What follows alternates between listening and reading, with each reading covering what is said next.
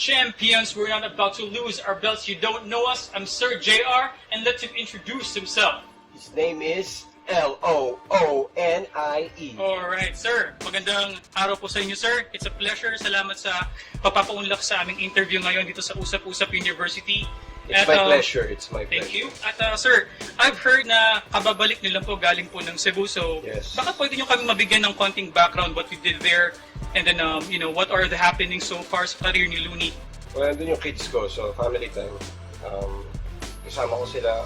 Every month kasi, half of the month I spend in Manila to work. Tapos half of the month I spend in Cebu. So, back and forth ako sa Pasig and Cebu. So, you're saying na yung children more in Cebu right Yes. now, and then you're here in Manila na lang. So, Yes. how difficult is that for you to move from one place to another? Well, it's not difficult kasi Yeah. it's actually beneficial. Yeah. Lalo na sa career that I have, I'm a writer. So, journeys, yung mga papuntang airports, Yeah. yung mga waiting times sa airport, nagagamit ko siya sa pagsusulat.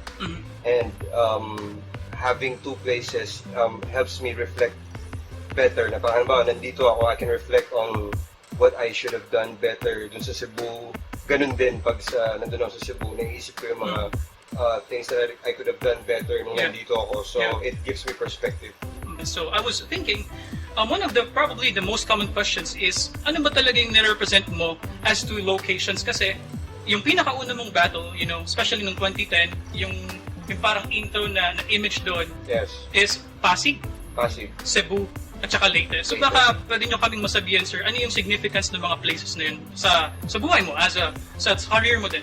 Funny you ask that. Kasi meron ako kasi may mga, lahat naman ng tao may kanya-kanyang belief systems. Diba? Kaya nga, kung halimbawa, gusto nyo irespeto yung religion nyo, kahit yung mga walang religion, irespeto nyo dahil belief, mas importante yung respeto sa belief kaysa sa religion. You respect each other's beliefs. Yun lang. Ako yung belief ko para sa akin is you have to have at least 3 places. Alam mo yun, kasi I'm an artist, so I do this type of things. Ano ba yun, parang rule of thirds ba yan? Hindi naman rule of thirds. Sinabi ko na kanina, ng perspective, pero parang I treat Manila as hell and Cebu as purgatory. Leyte is my heaven. Leyte is your heaven? Yeah, Leyte is where I was born. And it's where I want to be buried if ever I die. Oh, okay. Leyte. Doon ako pinanganak, tapos lumipat ako sa Pasig nung 1-year-old na kami. Then that's Pasig here is where I grew up talaga. Tapos nung college na ako, si Erpat nagkasakit. So they had to move back to Cebu. I stayed here kasi Francis M. discovered us. Around that time, I was 16. So I lived here in Manila with Ron for a while. Right. And then, dire-diretso, Francis M. died. I overdosed on mushrooms in Batangas. Yan. Tapos, but then, Badang was, iba yung pinapakalat niya. That's where the shabu issue started. Yung lumabas na. And we'll be tackling more about that, later on, about views ni Sir Loonie sa drugs. Pero konting muna tayo. Paswabe muna tayo sa interview, sir. So gusto kong malaman, kasi nga, you mentioned na you just came from Cebu, you had a good getaway there. Pero balik naman sa Manila, you said this is your hell, but all of the opportunities, all of the careers, and the people maybe that you have contacts with are here. So, diba the road to hell is paved with good intentions. Yeah. So, hell naman talaga ang Manila dahil kumbaga, this is where you have to work. Diba? Hindi ka naman makapag-relax dito eh. Laging hectic, diba? Laging everyone's rushing you. Pag nasa bahay ka, yung trabaho mo, nire-rush ka na pumunta dun. Hindi ka pwede malay. Tapos pag nandun ka na, uwi ka, rush ka naman ng pamilya mo. So, you're always rushed here. So pag nandun ka kasi sa province yun, walang mga cellphones, walang mga signal. Pero what I found surprising, and sorry to interrupt you there, pero you said Cebu is your purgatory. Bakit? Bakit purgatory of all the words that you can think of? Purgatory. Kasi somehow it's turning into Manila na din. Traffic na rin dun eh. Right. Traffic na rin. So, pero, iba pa rin yung kultura ng Cebu eh. Kumbaga, pag nandun ako kasi, masasarap ng pagkain sa Cebu. Alam mo yun? Parang kailangan kong dumaan sa Cebu bago ako pumunta ng Leyte. Parang I can't go. Kasi, logistically, ganun din naman eh. Dadaan ka ng Cebu bago ka pumunta ng Leyte. Right. So, ako, parang yun din ang ginagawa ko na bago ako umuwi, kasi that's where my father is buried, sa Leyte. So, bago ako umuwi sa Leyte, I have to go to Cebu and, you know, meditate, reflect there, or whatever. So, of course, you speak Waray, tama? Kasi, No, Bisaya. Bisaya talaga? Yeah, Bisaya talaga. Okay. I'm from the Bisaya. Leyte is, yung dialects doon hati. Tama. Kalahati Waray, kalahati is Bisaya. Bisaya. Yeah. So, I'm from the Bisaya part. But in a lot of interviews, you know, sa ating mga fans sa Usap Usap University, Sir Loons is a multilingual person. So, Yes. he speaks what other languages, sir? Of course, English. C++, Java. Programming language yun. Programming language yun for those who don't know. IT kasi ako. Yeah, So, yeah. yeah, marami. Hindi naman ibig sabihin na parang Yung fluency. So, ibig sabihin, yung mga kailangan lang. Right. Parang ano ba, like preparing for oxymoron, I don't have to learn the entire Russian language. Of course. Just the words that I need and the right pronunciation, the right Enunciation. yeah. I see. You know, na-mention mo na, of course, yung kids mo nandun ngayon sa Cebu. Yes. And in one of your interviews, you actually mentioned that your dad is a little bit, you know, I will not use the word, like aggressive words, like very strict, but in your own words, you said, in a way, parang Duterte, pagka-Duterte. He is. So, very much alike. yeah, and maybe we can expound on that, sir. Ano yung naging role ng ating, ng ama mo sa development niyo bilang isang artist, bilang isang person? Well, disciplinarian siya kasi. And more than that, may vision siya. So, bata pa lang ako, nakita niya na, kasi I learned to read at such an early age. Right. Siguro, 3 years old, I could read on a elementary level. Tapos, 4 years old, I was joining spelling bees. Kasi yun lagi pinapagawa niya sa akin, mga crossword puzzles, Scrabble, mga New York Times, isip mo mga New York Times na crossword puzzles, mga ganun yung...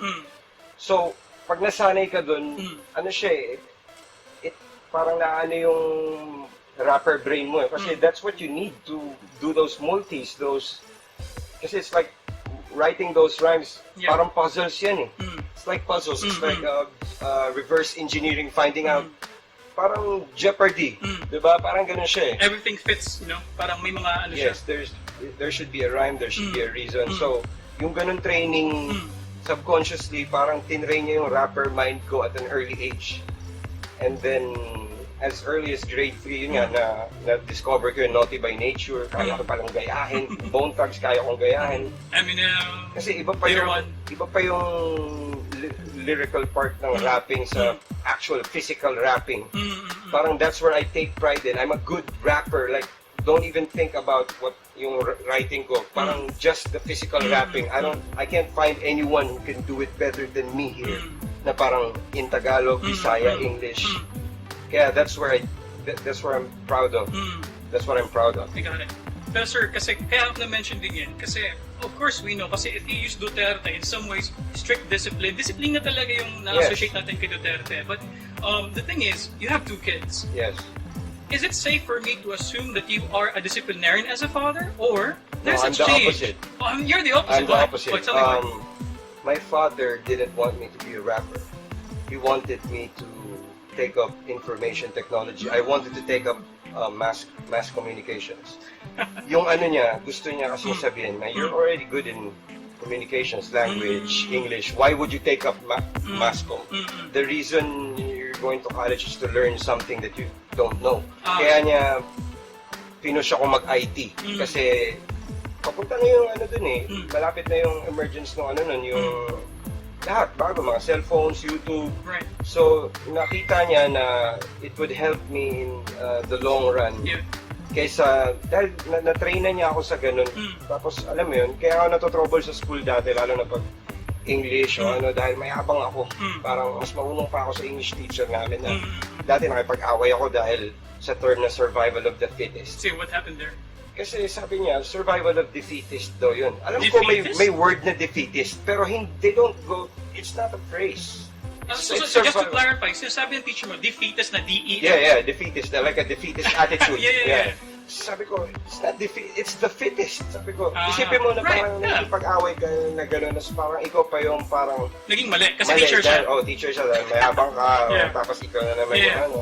So, until now, nararanasan ko yan na if I show signs of being mentally woke, sasabihin ka na, rapper ka lang. Rapper ka lang, huwag ka magsalita. Pero isa sa mga things na we always appreciate, as a, coming from a listener, sa listener's perspective sa mga messages ng mga songs ni Sir, hindi nawawala yung social awareness. Palaging aware sa kung anong nangyayari, may mga gustong mabago, gustong ma-improve. And in fact, in one of your tweets, you even mentioned na you feel that you're living in a different country. Well, you feel that you're living in the wrong country. So, maybe you can expound on that, Sir. Bakit mo nasabi yun? At kasi pag sinasabi mo yun, ibig sabihin may mga expectation ka sa Pilipinas na dapat ganito sana para ma-feel mo na you truly belong in that place. So, anong masasabi mo dyan, Sir? Well, yung bakit hindi natin, nakaya ko na anak ng mangingisda. My grandfather is a fisherman. Okay. So, kung nakaya ko na maabot to, ba't hindi kaya ng iba? Ano ba meron ako nang wala sila? Nagsimula din ako sa wala. So, bakit pinipilit na mali itong ginagawa kung alternate na daan kaysa sa nakasanayan? Na sinasabi ng iba na kaya maniwala dyan, addict yan. Parang mas marami pa ako, mas masaya pa ako at mas successful pa ako sa karamihan ng graduates. Definitely. Yeah, diba? of course. Yeah. Kumbaga, ang dami dyan, hindi ko gusto itong trabaho ko, I can't wait for Saturday, Sunday. Right. Ako, tangina, every day is a permanent holiday. Diba? Sa tingin nyo ba, depressed ako? For the past 8 years, kung kailan ako depressed, sobrang galing ko itago, hindi nyo nga napansin. Tsaka nyo na lang napansin kung kailan masaya na ako. Yeah. Na you're trying to paint me as depressed na. Tapos na, wala na yung buwisit sa buhay ko. So, Luz, do you think may dapat baguhin sa mindset ng isang typical Filipino? Kasi I have noticed in some of your, sa social media, kasi active si Sir Lutz, of course, sa social media, na-mention mo na parang dapat there has to be an evolution sa Filipino mind. So, maliban sa pagiging judgmental, ano pa yung mga aspects ng mindset ng isang Pinoy na palagay mo, dapat baguhin para mas umunlad pa tayo, syempre? Yun nga, yung consciousness. Yung consciousness naman natin talaga ang dapat nag-e-evolve. Okay, medyo mahaba to, pero bear with me. Okay, let's bring it on. Sa Pilipinas, sabihin na natin Pilipinas, meron tatlong nakahati ang consciousness ng Pinoy sa tatlo. Pinaka-basic na types of consciousness. Yeah. Una, yung mga religious at superstitious. Yun yung una, number 1. Number 2 is yung mga negosyante. Okay. Mga business-minded. Capitalists. Capitalists. Okay. Pangatlo is yung mga environmentalists. Mga give back to the earth. Yun. Save the earth, ganyan. Yun yung basic na tatlo. Actually, dito sa Pilipinas, sa buong mundo, I'm talking of humans as a whole. Yes. Tatlo yun. Kaya may giyera dahil sa tatlo na yun. Dahil hindi magkaintindihan yung tatlo na yun. Para tayo mag-evolve past that, is kailangan nating magkaroon ng bagong consciousness na naiintindihan na kailangan magtulungan ng tatlong uri na yun para sa isang successful at masaganang community. Kailangan mo dyan yung mga environmentalists, kailangan mo ng mga businessmen, kailangan mo rin ng church dyan. Dahil pag yan yung magtutulungan, kaso ang nangyayari, sila yung nag-aaway. Ngayon, ako, nag-evolve na ako past dun sa tatlong yun. Lahat yan, dinaanan ko in my lifetime. Yung consciousness ko ngayon is dinadala ko sa level 2, which is, yun nga, I understand that kailangan nito ang isa't isa. Pag isa dito hindi nakipag-cooperate, magiging, katulad na nangyari ngayon sa Pilipinas, nagkakaaway yung religion at politics, di ba? So, ibig sabihin, you're saying na dahil yung iba nagpo-focus sa religion, iba naman sa politics, hindi tayo umaangat? Yes. Dapat, kung ano yung mo, doon ka lang, huwag ka na makialam. Kung religious ka na tao, doon ka na. Huwag ka na makialam sa politics. Tulungan mo na yung mga bata na magkaroon ng good morals, turo ka ng, mga magagandang aral. Let the politicians diba? Let the preachers do their own work. Ganun na lang. Ganun. Tapos huwag kayong magtitirahan at huwag kayong maghahalo. Diba? Hindi yung gagamitin mo yung si ganito para iboto si ganito. alam mo yun, di ba, separation of church and state. Di ba, dapat gano'n naman talaga eh. So, yun. Ako, tinatry kong mag-evolve doon kasi pag in-evolve mo na yung consciousness, past, ano ba sa ngayon, kung anong consciousness ko ngayon, tinatry ko pang i-evolve past doon, yun na yun, parang siguro parang monk, parang Dalai Lama. Iba na yung enlightenment na. Iba ng enlightenment yung wala na yung dualities, wala nang masama't mabuti. Yun yung... Oh, meron na lang tama't mali. Wala nang masama't mabuti, wala nang maganda at pangit, di ba? Tinatry kong i-evolve, mag-evolve towards doon hanggang sa mapuntahan ko yung pinakamataas na sa nirvana, sa... Dahil pag umabot ka na doon, yun yung mga tao na tinatawag nila na kaya ka nang i-hypnotize. Yung mga mentalists na kaya makipag-usap.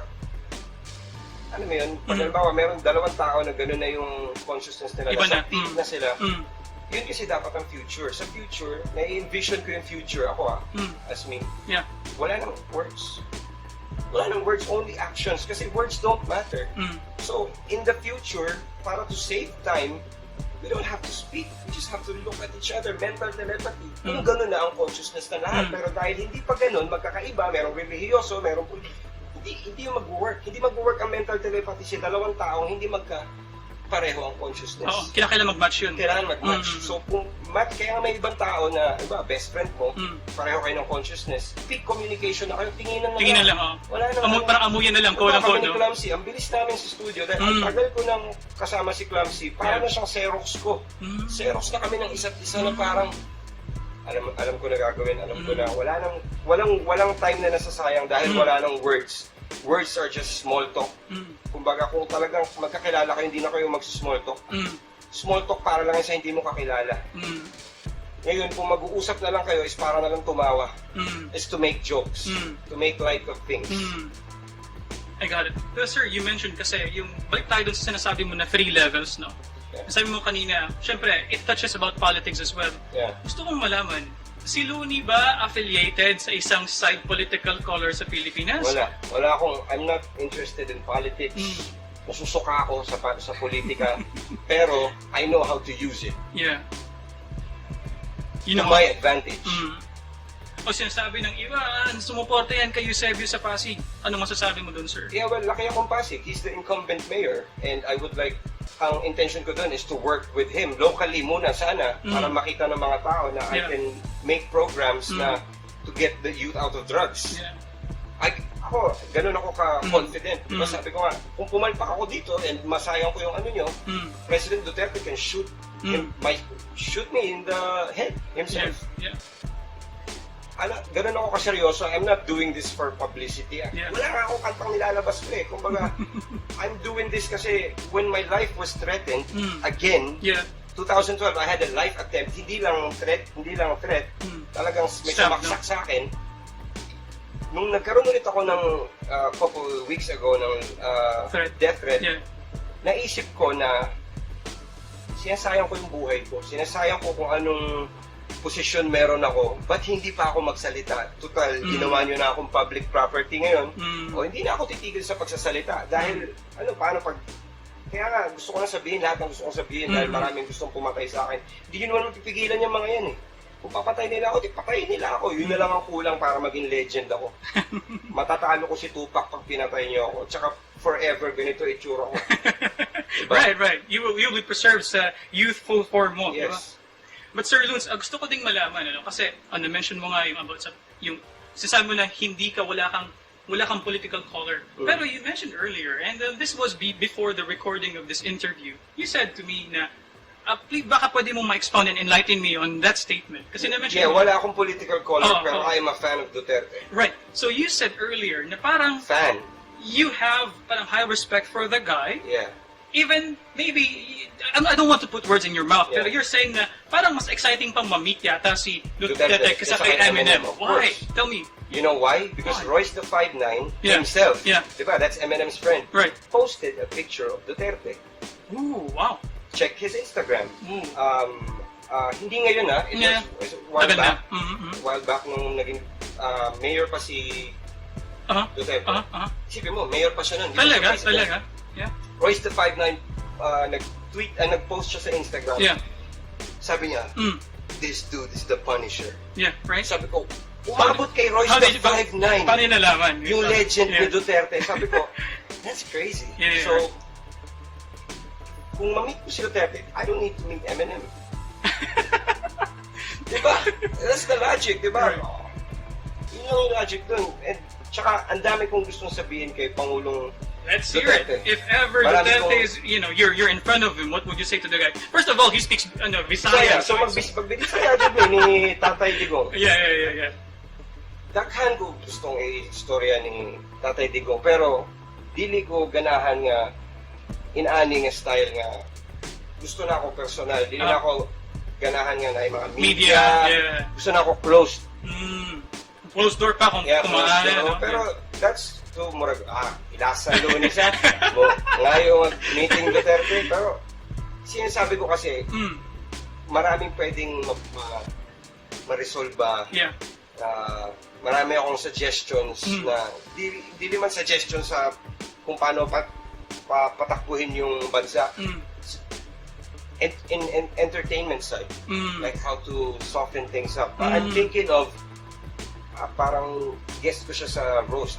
I wanna roast him. Yung parang roasting na pwede mong sabi, What they did to Donald Trump. Yeah. That's how Donald Trump parang reclaimed his image. Right. But do you think the Filipino public can appreciate that kind of entertainment? And Well, they already are in the form of flip-top. Yeah, that makes sense, So, man. ang iniisip ko is, Yeah. since ang daming Duterte haters, and it saddens me kasi it's not Haters, you mean? So, Yeah. right now, you're saying na mas marami ngayon yung mga dumami. vocal na against sa kanya. vocal. A lot of them are from my camp, from the art side, from the Yeah, music side. creatives, no? Creatives, Yeah. maraming galit sa kanya. So, Yeah. ako, I'm stuck in the middle. Kasi, hindi na to away away na to ng classes ng mayaman at mahirap na to. So, nasa gitna kasi ako nun Nanggaling ako Tumawid ka lang, ako no? Tumawid. Yeah. Hindi naman ako belong sa mayaman, hindi mo rin masasabing naghihirap ako Tapos, stuck in the middle. I'm Bisaya, I'm Tagalog, I'm multicultural, kumbaga, I can speak for everyone. Tapos, I don't hold my tongue for no one. So, if you want parang one of the best sources of truth in the Philippines, it's me. Nobody controls me. What can stop you from speaking up? Nothing. Because I believe in freedom of speech, and if they stop me from speaking, it means that we're no longer free as a country. I am your barometer for freedom. If you see me still tweeting ridiculous shit, crazy shit, that means the Philippines is still free. Yung maraming mga nag-point out at marami din yung mga fans na naka-notice na actually, you mentioned in some interviews, si Ron Henley was actually the guy who introduced you to quote-unquote Tagalog rap, yes. di ba? So that means OPM rap. So that means before that, you were listening to more Foreign. English. Yeah, foreign. And di ba siya parang parang nag-come full circle na ngayon naman, you started off, English, and then kay Ron Henley, nag-learn ka ng Tagalog, and then your albums were in Tagalog, and then after that, nagkaroon ng opportunities for you, and babalik ka ulit in English. Yes. So, how does that make you feel? Like, anong nakuha mo sa ganung feeling na babalik ka din pala on what? Well, dati kasi, I used to be parang suspended in disbelief lagi sa mga things that are happening to me. Kasi unbelievable naman talaga. Parang, I'm just a regular guy. Why biglang ganito? Biglang, alam mo yun, ang para sa akin, panalo na ako dun kay Francis M. Na I met him. Right. Hindi ko pa rin makapaniwala na nangyayari lahat to. So I'm taking this all as wala. Hindi ko siya, I'm not putting it all. Alam mo yun, hindi ko ma-explain kung paano yung ginagawa kong pagtanggap sa kanya para hindi ako ma-overwhelm. Alam mo yun, kasi if I was a regular dude, I would have lost my mind a long time ago. You're saying that success actually makes one person insane in one way or another. Not success. Kasi when you have success, Yeah. what comes along with it is hate. So the more successful you get, the more haters you get too, and the more malicious their intents will be. So diba, umabot na nga sa life ko. Diba, buti sana kung mga troll lang na, ay naman, Loonie, adik, puro gano'n lang. Pero yung, hindi na biro yung buhay mo na yung nasa peligro at yung kalayaan mo na sasabihan ka na nagsashapu ka, na napunta ka na tuloy sa mga hotlist ng PDEA, alam mo yun. So para sa'yo, sir, gusto kong malaman din yung perspective mo about, you mentioned na parang it's too fast for you, kahit ngayon sabi mo parang hindi pa totally siya nag-sink in para sa'yo. Gusto kong malaman, paano mo dinideal yung fame mo, yung trolls, especially na-mention mo nga kanina, how do you handle them? So, I love trolls, man. I'm the biggest troll ever. Akala nila na pag so, they cannot over-troll you, that's what you're saying. Akala nila pag may sinagot akong troll na napipikon ako, no, I do that on purpose. Parang that's a warning to other trolls na parang, and that's also parang a reference to my fans na, okay, this is how we handle trolls. Look at how Loonie handles them. So, pag wala si Loonie and a troll comes up, I've got soldiers there. They already know what to do kasi I already taught them how to deal with trolls. Kaya parang meron din sabi ko, pinatulong mo pa yun, ano lang yung troll account. Sabi ko, so what? It's my pleasure. Parang gusto ko magpatawa. Isa yun sa mga dahilan, gusto ko mag-entertain. Parang, tangin yung troll, pinatulong, tangin yung sagot ni Loonie. Diba? Kumbaga, hindi yun stress sa akin. Kung para sa iba, stressful mag-isip ng ganun. Tinatay ko lang po yan, parang pinapawis ko lang yung mga linya na yan na mga sinasagot ko. Hindi ko yung pinag-iisipan. Dahil natural na yan sa akin. Dahil mula nung bata pa ako na yung pinakamalaking troll ever. Kaya si Makagago ngayon, takot na takot. Di alam gagawin. Gusto na makapag-interview. Interview tayo nila doon. I trolled you, boy. I trolled you. Pero, I control you. For Sir Luz, gusto lang malaman. Kasi you mentioned about, hindi lang, yung iba kasi troll lang, okay lang yun. Yung mga keyboard warriors, inaaway tayo. Even, I think for a minor YouTuber like myself, I receive, hate messages. Pero sa inyo, sir, pero sa inyo kasi tumawid into real, quote-unquote, real threats, di ba? Sir Loonie actually mentioned sa akin before this interview na about his emails. It seemed na even sa mga someone was trying to hack my email. Yeah, so maybe you can expound on that, sir. And what are your thoughts about, getting all these kinds of threats? Well, ngayon, nakakuha ako ng IT expert na nagpa-secure plano ng dahil kailangan ko daw ngayon yan. Lalo ngayon sa panahon na to. Dahil, yun nga, yung ginagawa ko nagiging madaldal ako sa lahat ng bagay. So marami akong mga natatapakang mga daliri. Alam ko yun, aware ako dahil hindi ko naman gustong mapunta sa sitwasyon na to, pero ako kasi yung nilagay niyo sa ganitong sitwasyon. Nanahimik ako for 8 years, just doing my thing, just entertaining people, and then you paint me as someone na, ano ba ginawa ko? As evil. Ano ba ginawa ko na parang, ba't yung shabu, bakit niyo laging inaano yan? And why do I have to take a drug test to prove it? Why? Bakit? Parang kaya sabi ko, let's bet 10 million. But why walang gusto makipag-take sa akin ng bet na yun? Kaya nung naisip ko, okay, if that's how you wanna think, if you think I'm a shabu addict, that I'm crazy, and I'm depressed, then so be it. I will treat you like kung ano yung ini-expect mo sa akin. If that's how you expect, kung tingin mo baliw ako, babaliw-baliwan ako, sasaksakin kita na walang kurapan. Diba? Anong masasabi mo sa ating ugali na kapag meron kang prefix sa pangalan mo, doctor, attorney, engineer, parang it equates to respect automatically. And then, here comes us, wala tayong prefix sa ating mga pangalan, parang minamalik tayo ng mga tao in some ways. Kasi ngayon lang, rapper ka lang, or journalist ka lang. Anong masasabi niyo dun, sir? Well, respeto sa mga taong dumaan sa sistema na nakatalaga na inilatag ng mga nakatataas tulad ng gobyerno na okay, you went through school, you got institutionalized, ganyan. Pero sa mga tulad natin kasi, kaya sila ganyan, naiinggit sila. Kasi we broke the norms, kumbaga, bypass natin lahat yung bullshit na yun and we still live a happy life. The life that we wanted, not the life that our parents wanted or the life that society wants for you. Why? Ikaw lang makakapag-decide kung what life you want. Kaya naniniwala ako dun, live and let live. Huwag kayo makialam hanggat hindi kayo pinapakailaman. huwag kayong makialam. Sinasabi nila, ba't ako nakikialam sa PDEA? Eh, pinapakailaman nila yung hip-hop eh. Diba? Eh, kung hindi nyo pinakailaman yung hip-hop, eh, di sana hindi ko pinakailaman kung paano nyo papatupad yung mga ano nyo. Yun lang yun. How would you answer na yung mga nagsasabi naman na, well, first of all, it's their job, and then, you know, kung sabihin nila, it's an open book, that hip-hop is quote-unquote synonymous with the drug culture. How can you Yes, of react course. to that? It's in America. Yeah. Is this America? Kaya nagkaka-problema dahil lahat may colonial mentality. Ay, hanggang ngayon na subconsciously, hindi nila matanggal talaga dahil ang hirap. Ilang taon tayo naging na, alam mo yun, mahilig tayo ng Asian country, mahilig sa basketball. Right. Diba? Meron akong, sige, I'll share this line with you. It's from my album. It's called Munting America. Basketball pa rin, kahit kulang tayo sa height. Di man nanalo sa laro, di nagpatalo sa fight. Sasali-sali sa FIBA para sa national pride, pero kailangan ng banyagang nagpa-naturalize. Di ba? Right. Di ba? Ano mo yun, masyado tayong... Hindi mo naman matatanggal yun dahil ang pagiging kolonyal ay parte ng pagiging Pilipino mo. Kung hindi ka kolonyal mag-isip, sabihin, hindi ka Pinoy, hindi ka dito lumaki. Hindi ka dito lumaki, di ba? Right.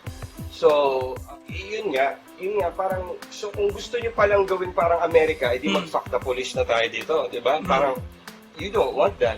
Kasi you know how influential hip-hop is now. What I'm trying to do is work with the government, the police, the PDEA, to educate the kids na it's not a cool thing to smoke marijuana. Not because Wiz Khalifa does it or and his songs, all of these songs tell about using weed. Those are adults. You're 16, 18, trying to be them. You're saying that you're for responsible use of drugs in the future. Is that what you're saying? Responsible use of for adults, I don't care if they use it responsibly or irresponsibly. It's your life. If you want to die, then do drugs, whatever, man. That's your life. What I'm after are the kids who have impressionable minds. And I want, as a public figure, I want to influence that. Kaya nga ayoko, until now, I haven't been open about my occasional marijuana use. Kasi it sends out a wrong impression to the kids. Pero I am for the medical benefits of that. It's true. It can help a lot. Medical of people. marijuana, for example. Medical marijuana for adults. They should regulate it. Yun ang inaano ko na parang, why is it, alam mo yun, the marijuana here in the Philippines, the marijuana that's grown here, almost have zero medical benefits. Really? Yeah, so it's only right na kunin nila lahat na sunugin. Kasi you don't plant marijuana like that, like rice. It's supposed to be na parang one-on-one na... Uncultured siya, Yeah, parang one-on-one na one part each, parang... Ano yun, talagang hindi siya yung parang... Parang mass-produced na... mass-produced, hindi siya ganun. Walang, kumbaga, no medicinal value yan, it's just for recreation. Kaya tama lang na ginagawa. Pero, kailangan nilang aralin kung paano hanapin yung medicinal marijuana na katulad nung meron sa Canada at sa US. Yun ang kailangan i-cultivate natin dahil yung ano natin dito, yung lupain natin, daming lupa, hindi mo gagamitin.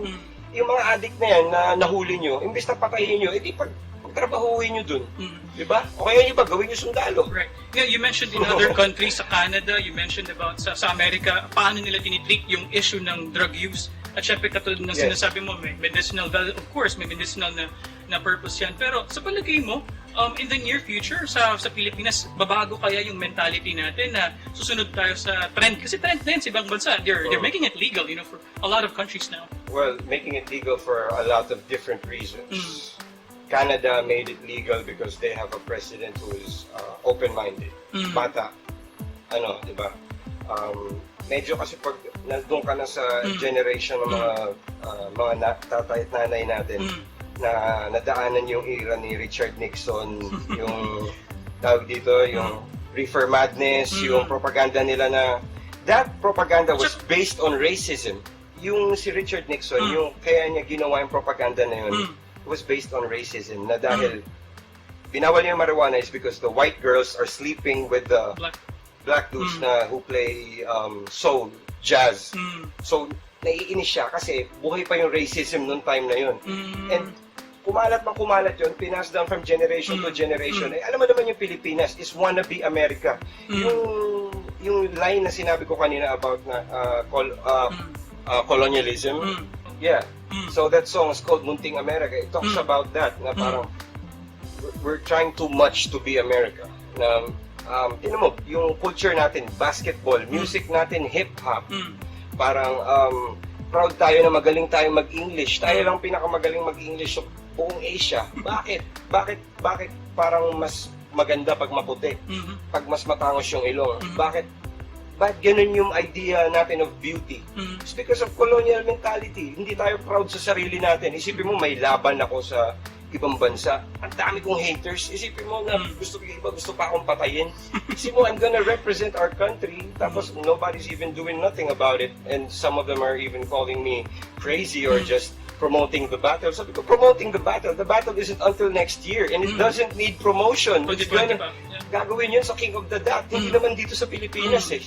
But why would I do that? You think I'm doing this all for attention? Yeah. For sure, I like what you said about, especially when you said to me yung line nga sa bago mong album about Munting America. I like that for a way because kung titingnan natin, yung hip-hop, quote-unquote, African-American, it's black culture, yun ang sinasabi nila. Ang question ko sa'yo, bilang isang figure known for battling, initially you were known for that, and of course, your albums speak a lot about your skills in hip-hop. Gusto kong malaman, how do we Filipinize hip-hop?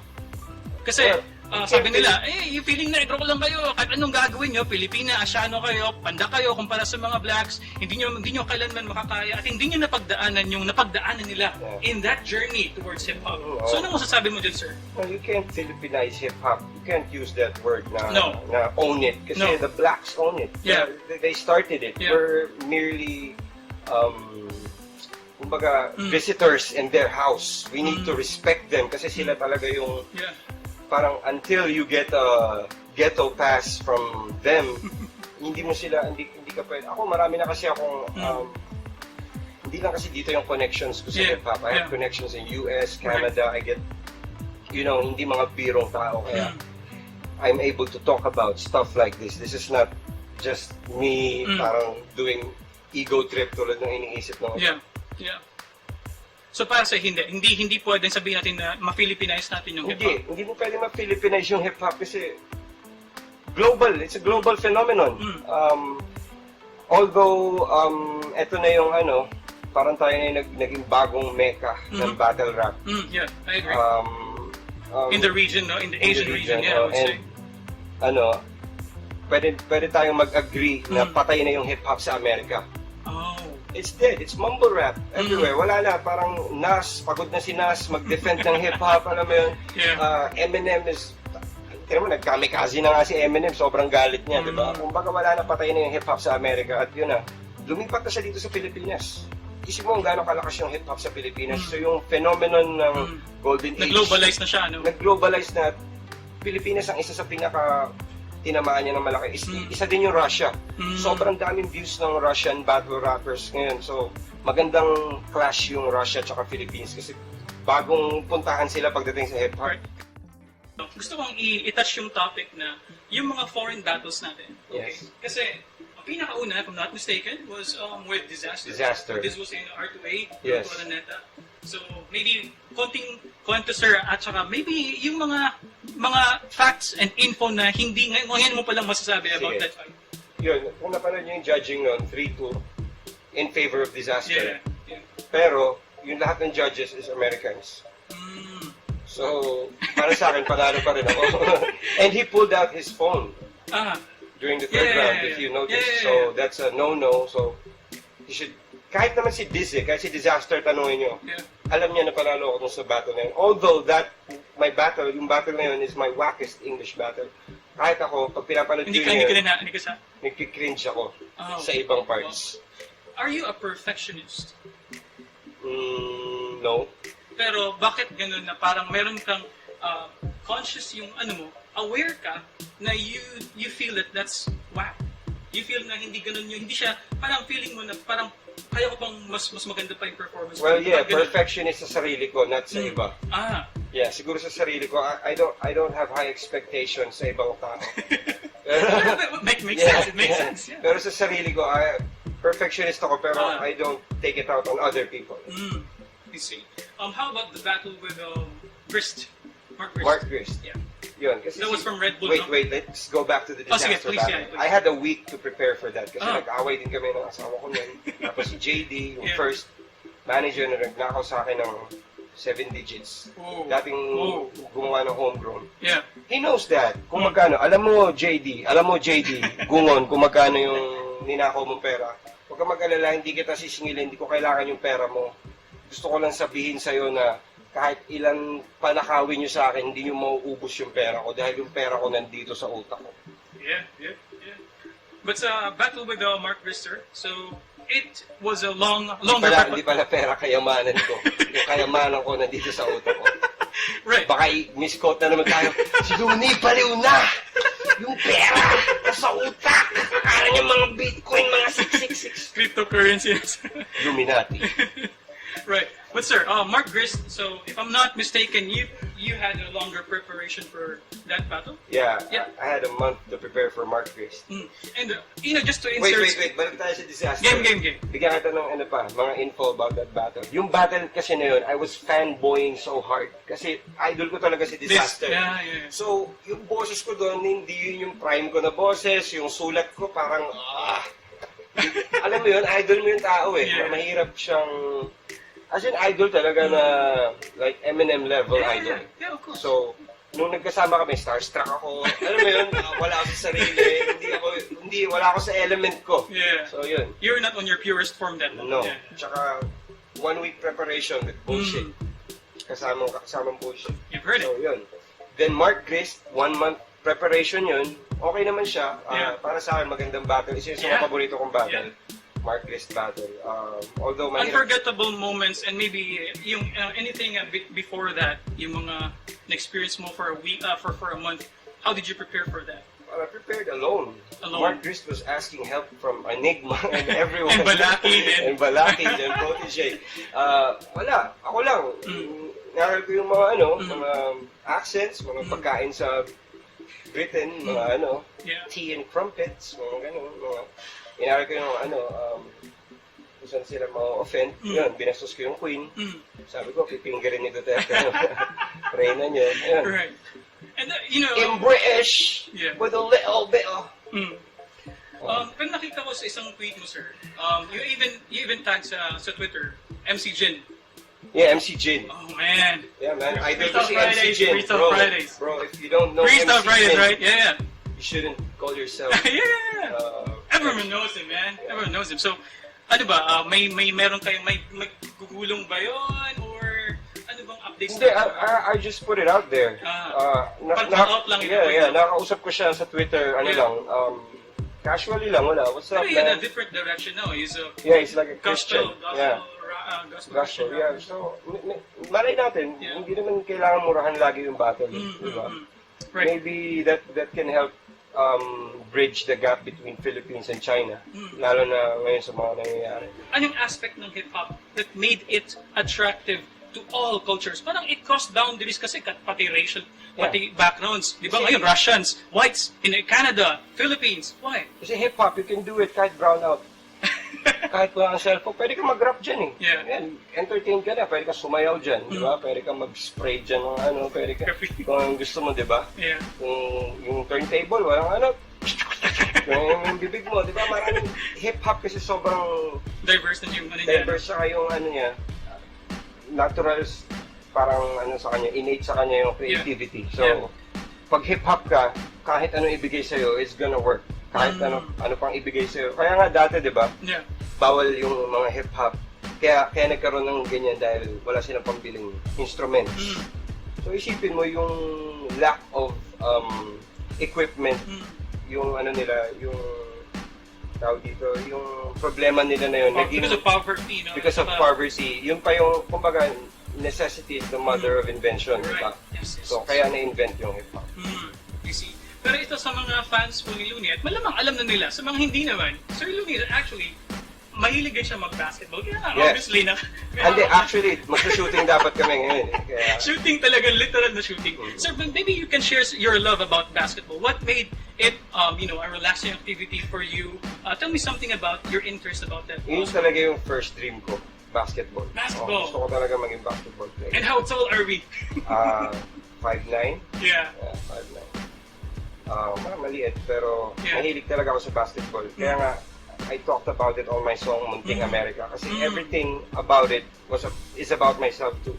Like how colonial-minded I am. So parang sinasabi mo na parang on the outside it would seem na it's parang It's social for commentary, social commentary. pero ang totoo nun, it's also part of who you are as a person. No?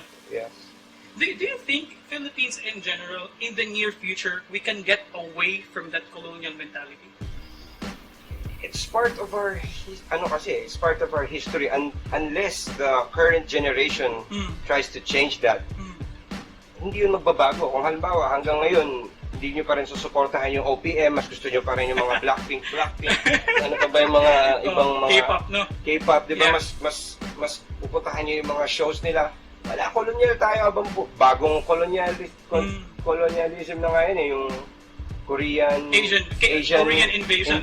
Yeah. Ako wala akong pakialam dahil paborito ko yung samgyeopsal. Alam mo, lahat ng samgyeopsal. Alam mo, kaya ako nalalaman yung mga kanta nila dahil sa kakatambay ko ng samgyeopsal. Pero, yun nga, dapat maging proud tayo sa sariling atin dahil kaya natin makipag-compete sa buong mundo. Wala lang tayong confidence dahil nga sa history natin ng slavery at lagi tayong sinasabihan ng mga Indio tayo, tangina, pango ka. Hindi ka pwedeng maging international kasi pango ka. What matters is yung karne, yung content, who the artist is, what is he representing. Hindi na nagmamatter kung ano mga instruments pa yan. So kung yung artist na yun is really about Philippines, is a real Filipino, then he should represent. Kasi ang dami nagre-represent, di naman lumaki dito. Diba? Malamang magaling kayo mag-English, mga tanga pala kayo, doon kayo lumaki. Diba? Yeah. So, ibig ko sabihin, iba pa rin yung dito lumaki, tapos makakapag-represent sa buong mundo. Yun talaga yung pure na Pinoy pride. Diba? Sir, may tanong ako. Kasi in one of your interviews, you actually described hip-hop as a rebellious music. Yes. Okay, so I think that's good because you confirm and you verify. Yes. So my question is are there a lot of things na yung mga new generation ngayon should be rebellious about? What are those things? Do you think yung new generation dapat silang magalit, dapat silang quote-unquote magprotesta, dapat silang mag-speak up against? Ano yung mga issues palagi mo? Lalo na sa mga bagong generation ngayon. Siguro freedom of speech. Exercise nila yung freedom of speech nila dahil akala nila they'll get in trouble if they say something sensitive about the government or about our country. Yeah. Hindi, lalo na if you're informed and if you have followers, that's your duty.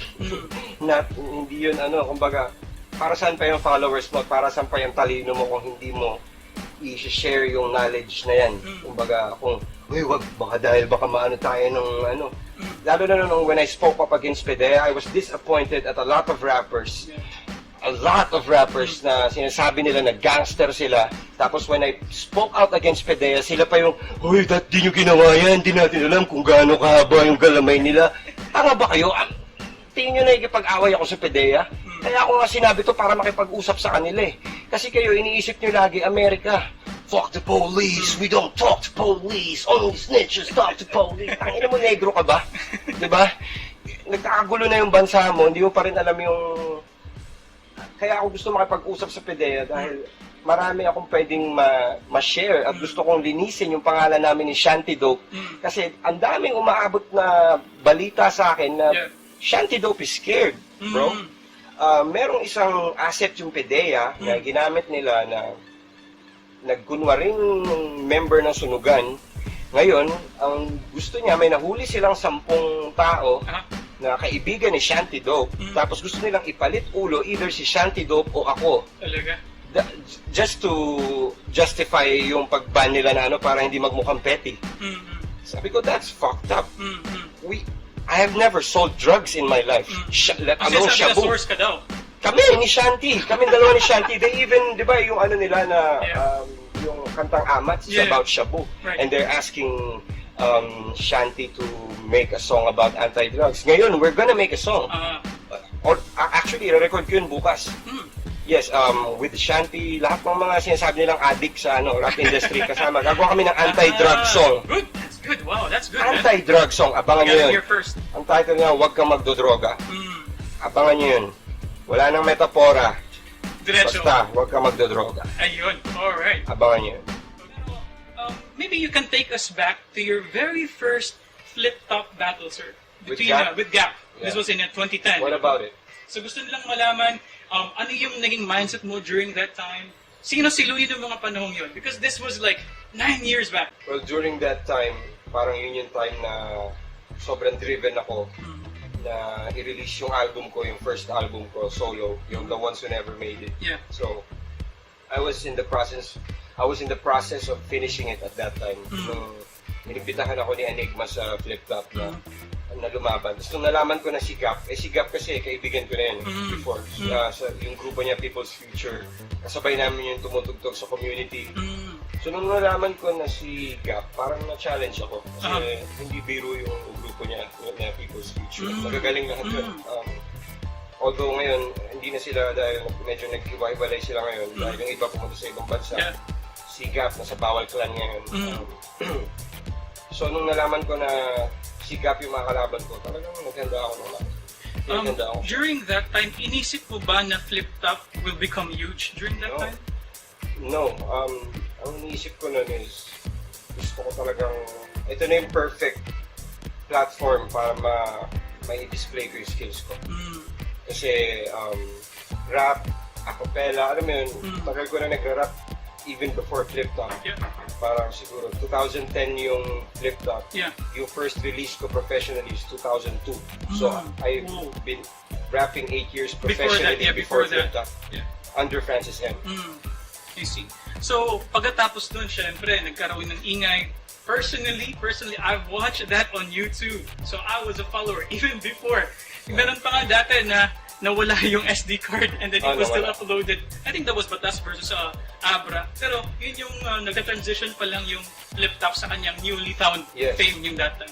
Sir, after nung Gap, it was picking up very well. Yeah. Pero sabihin natin na what made you big, according sa interviews mo rin, yung laban mo versus Zyto, of course. Yes. So, take us sa ganung moment na naman ng life mo. Yun nga, nung laban ni Zyto, sobrang kami ni Bira, kung kilala mo si Bira, yung Soul Fiesta,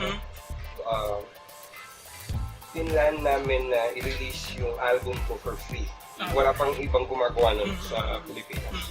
For free talaga. And tiniming namin yun sa release, nakipag-coordinate kami kay Enigma. So it was planned? It was planned na sa release ng ng Zyto, release din ng album. So, inalam po kung kailan yung release ng Zyto. And yun, nag-work siya. Mutually beneficial to each other yung ginawa. Na yung existing market ko, dinala ko sa flip-top. Na market that I built through 8 years. Dinala ko sa flip-top. Tapos yung naman, yung flip-top, binigyan ako ng magandang platform, malinaw na platform. Nakita nyo naman kung paano sila mag-upload. Tsaka yung lagi kong ini-stress out to, ang lamang talaga ng flip-top over the other leagues. Like Sunugan. Bahay Kata. Is yung paano nila, yung logistics nila, kung paano nila ginagawa yung execution nila ng mga bagay. Doon kasi kami nalo-lost minsan sa execution dahil maraming, alam mo naman, yung Sunugan medyo democratic kasi yung community ng Sunugan na parang, sige, binibigyan namin lahat ng, minsan si MZ, siya yung commissioner. Kumbaga, everyone has a role. So, at saka sinasabi parang naging rotating yung mga roles nila. Ninyo. So, hindi masyadong organized, streamlined. Hindi tulad ng flip-top na si Arik lang, tsaka si Kev. So, less confusion. Diba? Kasi kami ni Mike Swift, more, especially Mike Swift, diba? You know him. He's a risk taker. And, hindi mo siya, yung mind niya is out of the box palagi. He doesn't live within the norms. Kaya, sinabi ko nga, if flip-top is about skills, Sunugan is about entertainment, and Mike Swift is about entertainment. Not that I'm saying that he has not, wala siyang skills. Yeah. Pareho kami, naiintindihan ko siya. Hindi mo naman kailangan na yung skills ang lagi mong i-display dyan. It's para kang nagyayabang lang din yun eh. Kumbaga, sinasabi nila na egotistic daw ako dahil ayoko nang makipag-battle. Ngayon, mas egotistic pag nakipag-battle ako dahil alam ko nang magaling ako eh. Di ba? Alam mo yun? Hindi ba nila nagigets yun? Parang baliktad pa tuloy yung tingin niya na mayabang si Loonie ayaw nang bumattle. Baliktad. Kung ako, mayabang ako, babattle pa ako dahil gusto ko pang mapuri eh. Diba? Lalong-lalo na ma-expose pa. Hindi, mapuri. But, hindi ko naman kailangan puri. Hindi ko kailangan ng parang affirmation sa iba na malaman na magaling ako. Right. Dahil mula nung bata pa ako, na-instill na sa brain ko na I'm the best. Kahit saan ako pumunta. Yeah. Yung airpot ko, di ba sinabi ko sa'yo dati, mga spelling bees, overachiever ako dati. So kahit saan ako pumunta, laging ako yung life of the party, ako yung class clown, taong maraming alam, yung class clown, ako yung pilosopo. So, sanay ako sa ganito. Kumbaga, normal sa akin to. Hindi ako naghahanap ng tawag dito, approval sa iba. So, hindi doon galing yung confidence ko. Kaya nagtataka sila, ay, yabang nito ni Loonie. Kasi natural na mayabang ako. Just to clarify, because you mentioned na hindi doon galing yung confidence mo. So, saan ang galing ang confidence ni Marlon? Galing sa akin, sa sarili ko. Dahil alam ko yung mga sinasabi ko at kaya kong panindigan. At hindi ako gumagawa-gawa. Lahat to ay totoo. Hindi tulad ng iba na kailangan gumawa ng fabricated story para maging makulay yung buhay nila. Lahat to, buhay ko. Hindi ko nga, isipin nyo, maalaala mo kaya, ang dami nagsasabi na, yung buhay mo, bigay mo sa, ay na mga sinungaling yung tao dun eh. Titwist nila yung facts para maging Etong buhay ko, hindi mo kailangan i-twist yung facts. Mas marami pa tong plot sa paborito mong palabas na ginawa ng pinakamatalinong director na kilala mo. Hindi ko pwedeng i-reveal lahat pa ngayon sa buhay ko dahil alam niyo, may mga tao akong pinoprotektahan. Hindi sarili ko ang pinoprotektahan ko. Di bali na ako yung magmukhang okay. Yung mga lalaki naman lagi pag may naghihiwalay na couple, sila lagi yung guilty until proven innocent. Tapos yung babae lagi yung innocent until proven guilty. Ganun yun. Ano yun? It's a fact. Dahil dito sa Pilipinas, ganun. Di ba? Mas madaling isipin na nagkamali yung lalaki kung paano nagkamali yung babae. Dahil din sa natin, kultura natin na patriarchal. Di ba? Na yung mga airpat lagi yung, kami masusunod. Kaya pag nagkamali yung kumbaga, doble din yung kritisismo na natatanggap. Pero Sir Luz, I have to give props to you, especially on how you're handling your personal issue ngayon. Kasi for others who, sa mga hindi fans, tao lang tayo lahat. May mga issues din tayo na personal. And Sir Loonie, as your fan for a long time, I've noticed how you gave respect on people, despite the fact that in some ways they have wronged you. Pero you have carried it, the issue well. Well, if you're referring to my wife, of course, she's still the mother of my two kids. So, the best thing that you can give your kids is to love their mother. Right. I don't love her, so the next best thing that I could give is respect. You've heard it, man. You've heard it. Yeah, that's so beautiful. I think this, words of wisdom ni Sir Luz. Although, alam naman natin, pag nakinig kayo sa interview nito, ang dami niyong makukuhang words of wisdom. Kasi madaldal ako. What do you like best? The Facebook Loonie, the Instagram Loonie, or the Twitter Loonie? Magkakaiba yun eh. Twitter Loonie is very honest. Yeah, honest, he's very frank. Crazy and scary. Yeah. And scary too. Scary for others who should for be others. Who should be scared. Yeah. But for me, I noticed that you've been giving updates dun sa Instagram, sa Twitter, and you mentioned about Ganit music video. Maybe you can tell us something about that. Ganit is coming out July 2. That's Araw ng Pasig, and also Araw ng Pasig yung July 2. Kaya naisip ko yung date na yun. And also, that's 18th anniversary of Stick Figures. Wow, 18 years na. 18 years na yung Stick Figures. Yeah. So yun, yung Ganit, kanta namin ni Ron yun eh. Featured si Ron, kasama siya sa Makasalanan album. One of the tracks there. So abangan nyo yung music video na yan sa YouTube. Right. I also read there yung I and Loonie. Pwede ba nating mabigyan ng konting prelude lang kung what this new song is all about? Yes, I and Loonie is... Without spilling too much. Okay. I and Loonie, si Abra kasama sa track mo to. if this song, I mean, I don't want to give too much. Parang, sige, what's your interpretation of the title? Well, first of all, I envy you. So, I envy you. Meron akong konting pagsiselos, konting inggit sa'yo. Yun ang yung nagigets ko sa title lang, sa title lang. Yun. So, you're smart. You got it. Yun. The song is about envy. I see. Pero yung whole ba, kung without, katulad ng nasabi natin, without giving away too much info about the album, but makasalanan, just basing on yung parang theme ng album na to, what is it all about? Well, makasalanan, yung theme niya. If you notice how I wrote the title, the Seven. L is 7, Yeah. nakabaliktad. Yeah, alam ko may cap ako nun yung L. So, well, because mainly 7 people are involved in the project. And I played with the concept of 7 deadly sins. So that's what makasalanan is about. Avarice. So greed is ganid. Right. So, I envy you is envy. Yun pala yun. Okay, so yan. Magandang magandang info yun sa mga fans Loonie, of course. But one more thing that I would like to also mention, sir, para maging suwabe ang ating interview, mga iba pang mga events ngayon, especially kay Mike Love. Maybe you can tell us something about that? Well, me and my business partner, Joel, we're opening up a beach house in Siargao. And ngayon open na siya pero soft launch pa lang. Sa grand opening, we're planning to invite, actually we've already invited him, Mike Love to play there. And together with us, siguro we'll open for Mike Love, Stick Figures, as a band. And more reggae bands na mga tropa din. Right. So yun, sa September yun. And sir, talking about, well, more like a challenge for Sir Loonie, ipapakita tayo sa kanyang mga larawan, mga litrato, anong masasabi niya. At yung first thing, yung things that would come out of your hand, when you see these photos, pwede mo ding describe yung mga photos na ito. And then we'll be reading some of your questions para kay Sir Loonie kasi before, sir, days before this interview, I asked some of my fans anong mga supporters ng Usap Usap University at ano yung mga tanong nila para sa. So let's check that out here sa ating gallery. So gallery. Yeah. So isa, sir, first photo dito, baka pwedeng mag-comment kayo dito, sir.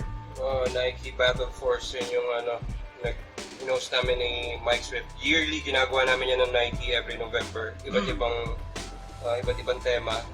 This year, last year pala yung tema namin is tournament style. So sumali yung mga pinakamagagaling na up and coming natin. Yung sila Surgenio, si Mod, si Lipgram, Flick G, and many more. Right. And ang interesting dito for me, yung caption dito, Sir Mike Swift described you as day one brother. You're a day one brother. Yes, matagal na kami magkakilala ni Mike Swift and that's through Francis M. Si Francis M ang nagpakilala sa amin dalawa. So, kaming dalawa lagi kasi yung go-to guys ni Kuya Kiko pag gusto niya makipag-hangout, makipag-freestyle, cypher, basketball. So, kaming tatlo kasi yung parehong mahilig sa basketball at sa rap. Right. Ito naman, sir. Next photo. Yung shoot ng Ganit, video shoot ng Ganit sa yan sa City Hall ng Pasig. So yung kasama natin dyan? Si Shanti tsaka si Jasper Lawan, yung isa sa mga vlogger din at gumagawa ng mga lyric video ko dati. Alright. Next, sir. Yan, yung mga kids ko. Si King, Kenji, yung bunso, sa taas, tapos si Emperor, panganay, tsaka yung isang adopted son ko, si Aaron. Ayan. Ito, sir. Yan. Nasa yan, Malabon Zoo. So, yeah, you're with, Kasama ko si manager. Manager? Yeah, that's my sister. May ate. Yeah. Ate tawag ko. Pero, little sister ko yan. Sa Malabon Zoo kami yan, field trip. Field trip ko yata yan. Yeah. Tapos, hindi, field trip ng kapatid ko yata, sumama ako. Yeah. O the other way around. Age mo ito, sir? Grade 6. Kasi naalala ko, yung t-shirt na yan, regalo yan ng kaklase ko. Tapos diesel yan na t-shirt. Diesel. Alright, so, I don't know if you can see this, but we'll be putting sa post-prod, makikita natin to. This one, sir.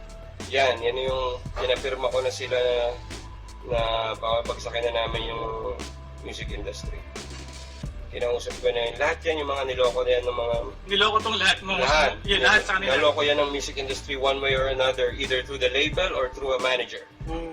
So, maraming galit yan. So, kaya sila sumama sa music video ng ganit dahil galit sila sa mga ganit. Alright. So, ngayon ko na nalaman yun, nakasali pala itong mga tao to sa music video itself. Yes. Alright. Next. Sir. Yan, sa Sagiho yan.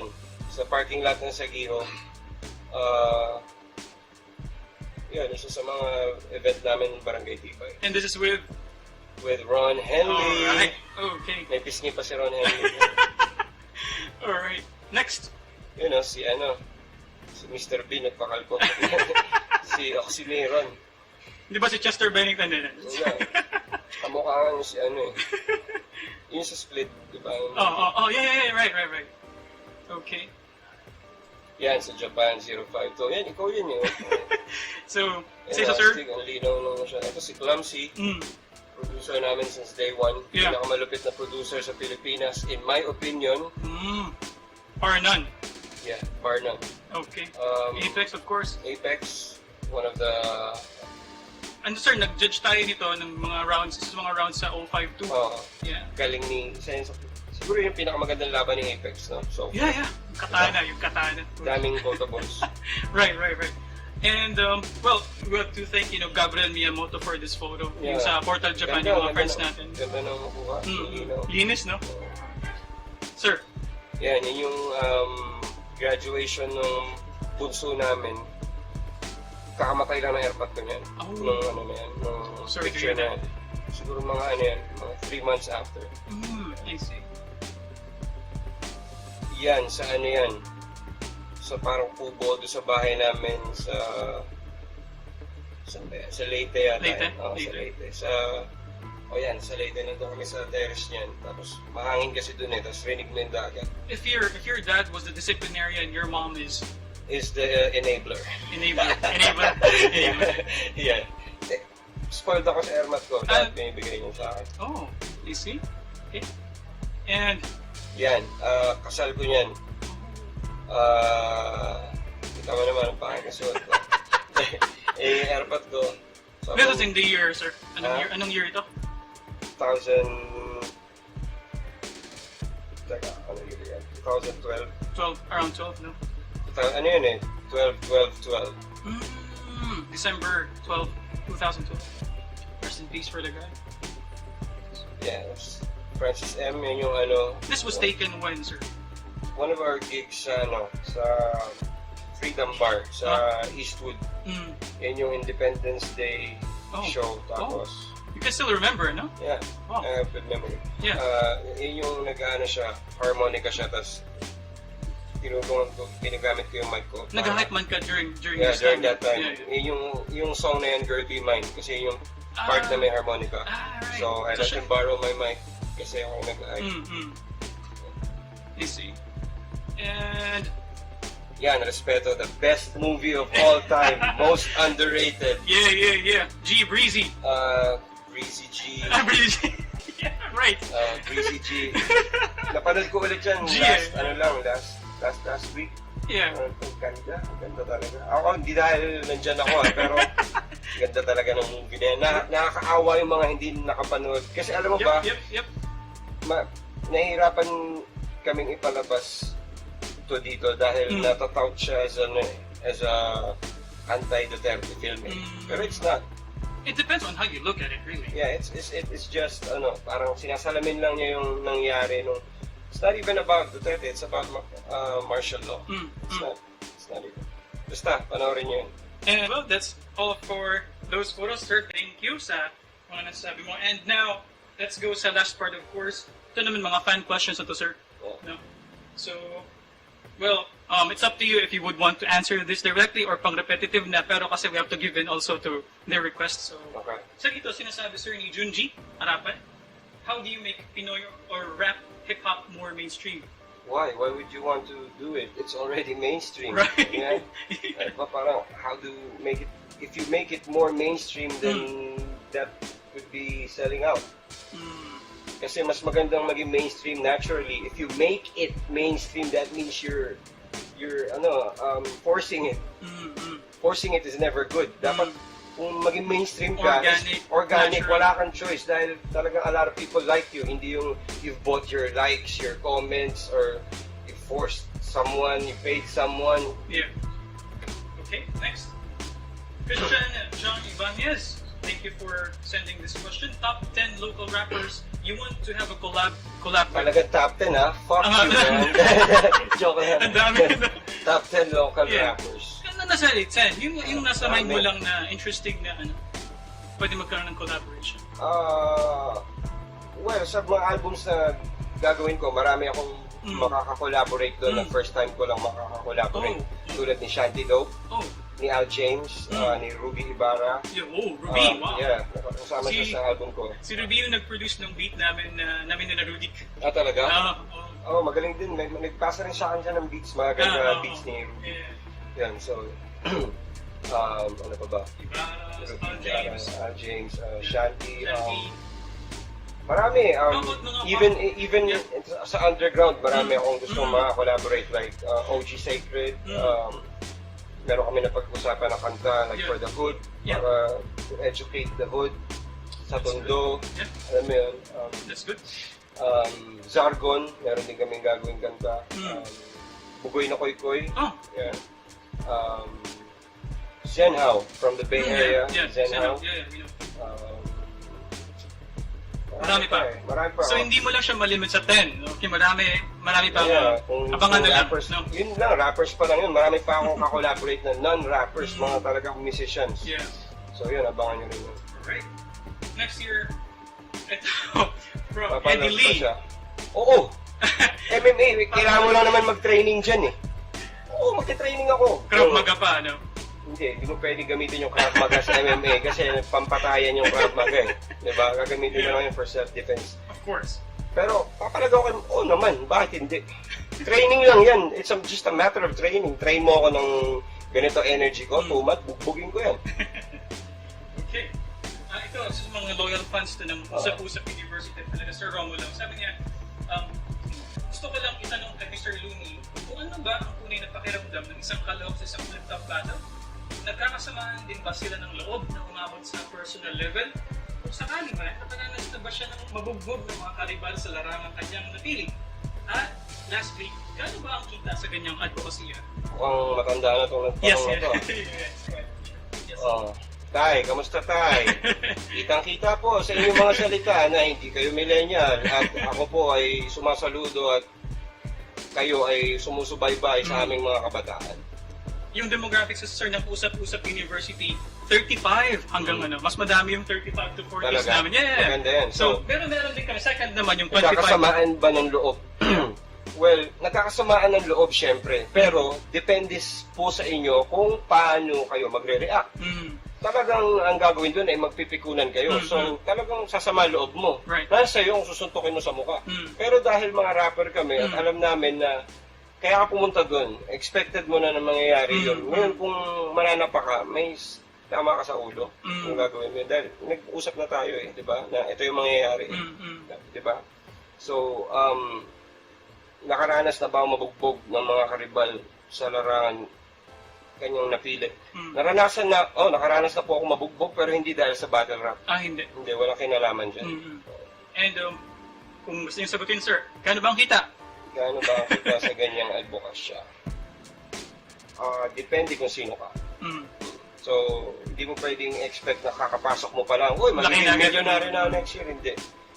Unang-una, dahil mong kakompetisyon. Right. Pangalawa, maraming magagaling talaga. Alam mo yun, kung gusto magsimula at kahapon ka pa nagsimula dahil nandyan na yung nandyan na lahat ng tools sa internet pero nandyan din lahat ng competition ko. Right. Okay. And well, one more, yeah. So, John Larry Barrientos, bakit siya tumago nakaraan na may death threat sa kanya? Anong dahilan? Anong kasalanan mo? So, medyo nasagot na natin sa ibang parts kanya ng interview, but just for this person, sir. Bakit siya tumago? Bakit mali yung grammar mo? Tumago? bakit siya nagtago? Nagtago. O tumago. Ano yun? Parang sa bola sa bilyar yun ah. Uy, tumago yung Tumago yung tree sa likod na to. Just kidding, of course, Larry, okay? Bakit siya tumago? Hindi. Ako kasi pag nakita ko again, kino-correct ko para hindi lang naman para sa kanya, para din sa ibang nakikinig dahil may camera di ba? Right. Kundi sana kung one-on-one kung pinapahiya ko siya, di ba? Yeah. Bakit siya tumago nakaraan na may death treat? Death treat! So, death is never a treat. Pero hindi, tama ka. Death is a treat to some people. Yeah. Death is a treat. Yeah. Pero alam natin na death threat yun. Pero napapatawa lang tayo. Anong dahilan? Ano kasalanan mo? Abangan ko to. Kasalanan ko daw ay dahil ginamit ko ang pangalang Allah sa isang lyrics ko dati. Na binago ko na. Pero hanggang ngayon, binabalik pa rin niya dahil ngayon ngang mainit yung PDEA at kung ano pang mga issue sa akin. Sinasabay niya ulit na galitin yung mga Muslim para patayin ako. Wala eh. Hindi mo kaya si Loonie. Loonie to eh. Come on, son. Loonie, son! Alright, so that answer. So, well, maraming salamat, sir, sa inyong papapaunlak sa amin. And of course, before we finally end, sir, promote natin yung mga albums natin na paparating. Ano yung mga mangyayari pa sa karera ni Marlon Peroramas? May dalawang solo albums akong ginagawa ngayon. Yung isa, baka December, yung release, yung Makasalanan, December. Pero, papuntang December, magre-release ako ng mga singles. Yung next nga, yung I and Loonie featuring Abra. Abangan nyo yun. Tapos, yung I Am Normal, mas mahaba siya sa Makasalanan. Yung I Am Normal na album. Yun yung LP. Kasi EP lang yung Makasalanan. So yung I Am Normal LP, maraming guests na, yun nga, yung mga first time kong makakatrabaho. May kita nyo doon. Andun din syempre yung mga lagi kong nakakatrabaho. Mahaba siya ng album at mas personal siya ng album kaysa sa Makasalanan. Right. Kumbaga, kung gusto nyo makilala si Marlon, nandun siya sa I Am Normal. Itong Makasalanan, ito yung dulo talaga na para sa lahat ng vintage Loonie fans. Ito yung Makasalanan. Lumabas na ba? Lalabasan kayo dito sa album natin.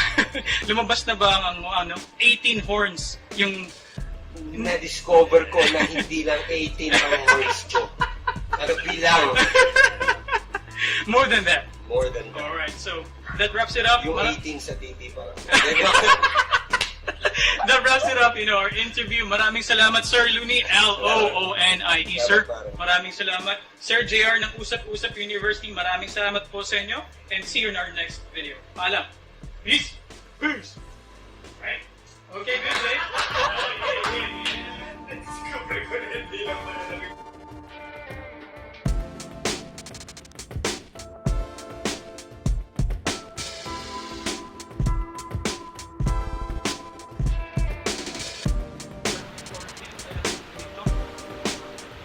Segments kasi.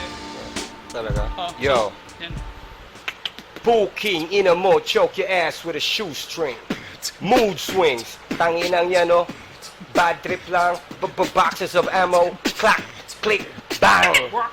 The more you're dead. Where's your head, your legs? Patay na ang lahat. Nakita nyo, nag-freestyle nang wala ng pamagat. Lahat ng sinapit nila napakasaklap kasi binangga ang pinakamahusay na mag-rap. Sino pa nga ba? Wala nang iba kundi ako. Nakita nyo naman, nandito ang palito na hindi mispiso. Pero nakita nyo naman kahit ilang piso pa ang ibayad nyo, wala akong pake.